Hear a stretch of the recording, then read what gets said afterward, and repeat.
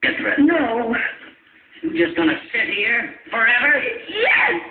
Tonight, and tomorrow night, and for as long as I like. I don't want any of your homemade remedies. I know what you're trying to do, and the best thing you can do for me is to just leave me alone. You and everybody else, and thanks for the sympathy. I don't want it, not from you or anybody. Sympathy? That's not what you're getting from me, baby. You don't deserve it. You're a great monument to Norman Maine, you are. He was a drunk and he wasted his life, but he loved you. And he took enormous pride in the one thing in his life that wasn't a waste, you. His love for you and your success, that was the one thing in his life that wasn't a waste. And he knew it. Maybe he was wrong to do what he did, I don't know. But he didn't want to destroy that. Destroy the only thing he took pride in. And now you're doing the one thing he was terrified of. You're wiping it out. You're tossing aside the one thing he had left. You're tossing it right back into the ocean after him. You're the only thing that remains of him now. And if you just kick it away, it's like he never existed.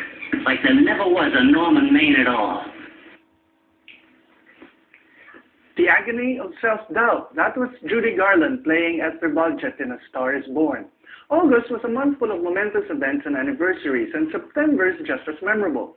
On September 9th, the birth anniversary of Sergio Osmeña, the presidential candidacy of Benigno Aquino III was announced.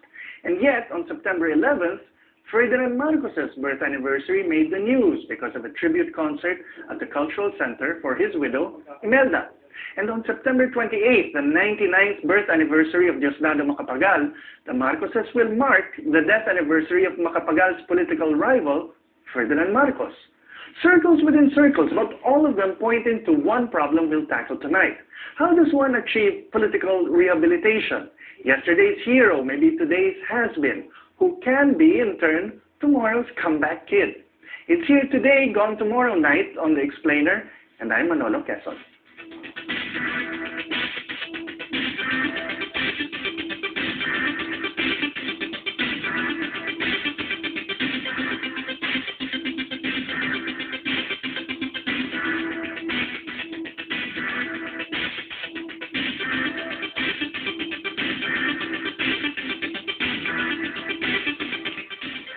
Last Friday, Madame Imelda Romualdez Marcos got a well-deserved tribute from the Cultural Center of the Philippines by way of a concert to mark the CCP's 40th anniversary and the birthday of Madame's beloved husband. Earlier this year, her 80th birthday crowned her as Queen of the Geriatric Glitterati, underscoring a social status unimaginable back in, say, 1986. As the present administration tries to put some teeth into its coalition's campaign for 2010, what all the surveys say is a government that beat the Marcoses in terms of popularity has its work cut out for itself. Now, the president herself may be preparing to bow out, but she's got to be thinking, what with two sons set to seek re-election next year, whether she will have to wait for close to a generation to pass, as Imelda did, to have her birthday parties lovingly covered by the newspapers. And since the country is already in 2010 mode, we have to ask ourselves, when it comes to national politics, when you're down, are you permanently out? Is vindication, or shall we say political rehabilitation, possible?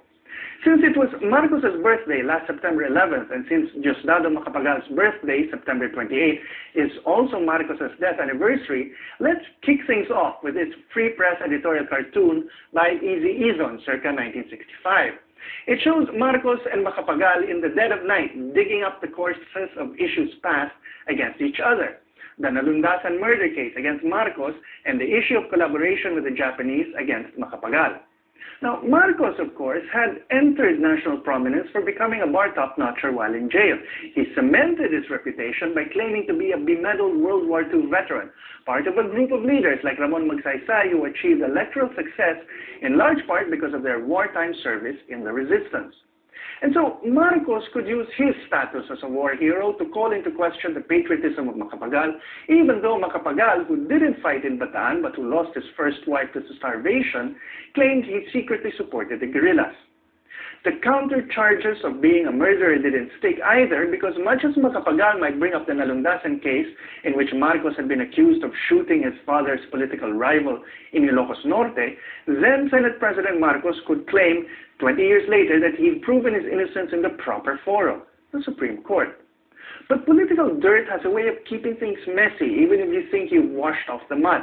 In 1965 and 1969, Marcos would be elected and re-elected to the presidency, but with his time running out in 1971, a grenade attack in Plaza Miranda during the Liberal Party's senatorial meeting de avance was pinned by the opposition and the public on Marcos.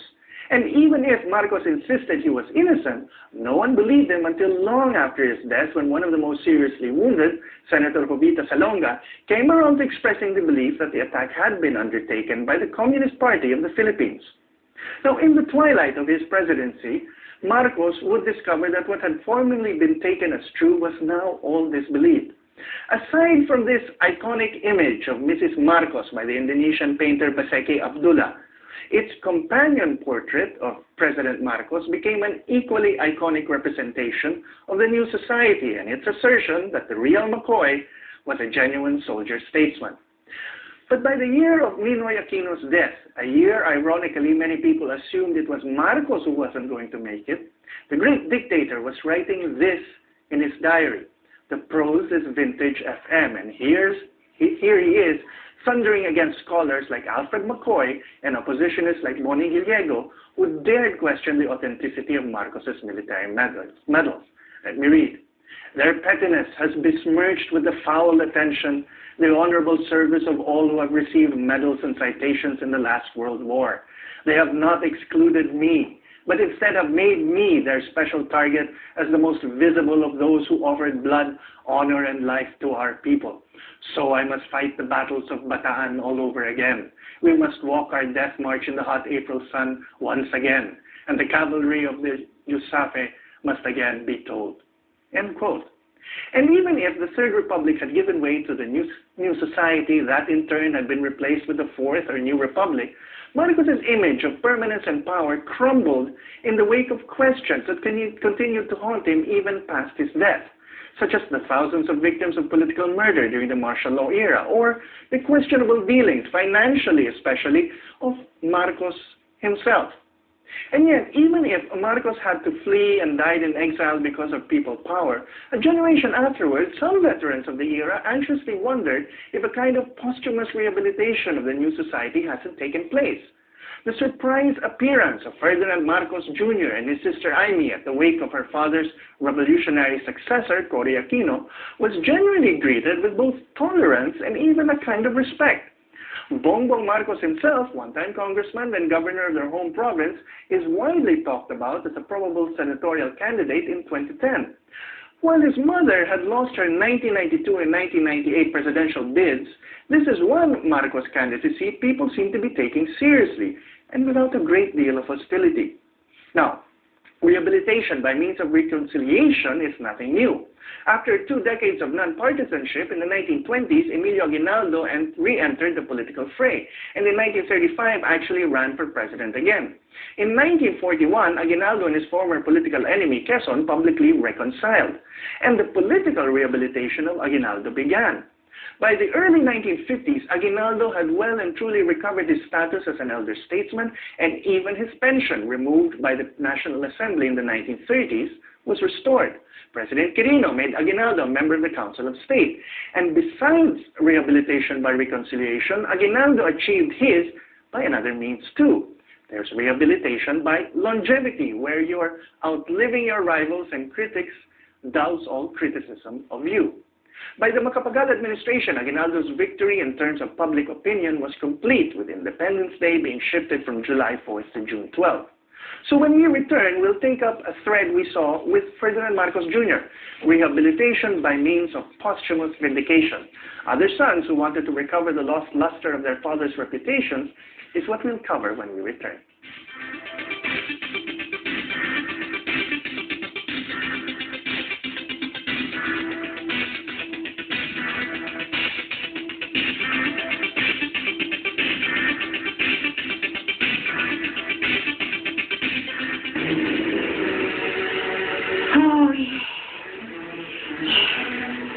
Down below, they're waiting for the princess. I'm ready. All right. Cameras.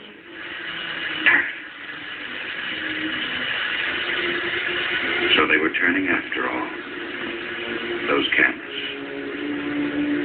Life, which can be strangely merciful, had taken pity on Norma Desmond. The dream she had clung to so desperately had enfolded her.